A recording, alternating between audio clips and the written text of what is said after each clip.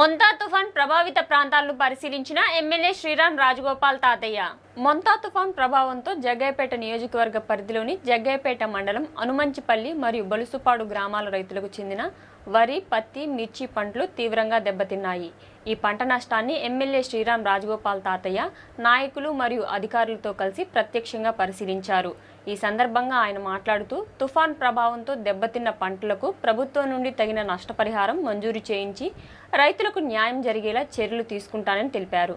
అలాగే తేమ శాతం ఎక్కువగా ఉన్న ధాన్యాన్ని కూడా ప్రభుత్వం కొనుగోలు చేసేలా చర్యలు తీసుకుంటామని, ముఖ్యమంత్రి నారా చంద్రబాబు నాయుడు రైతు పక్షపాతి నాయకుడిగా నష్టపోయిన ప్రతి రైతుకు తగిన న్యాయం చేస్తారని ఎమ్మెల్యే చెప్పారు. ఈ కార్యక్రమంలో యానాల గోపిచంద్, కానూరు కిషోర్ మరియు రైతు నాయకులు, రైతులు తదితరులు పాల్గొన్నారు.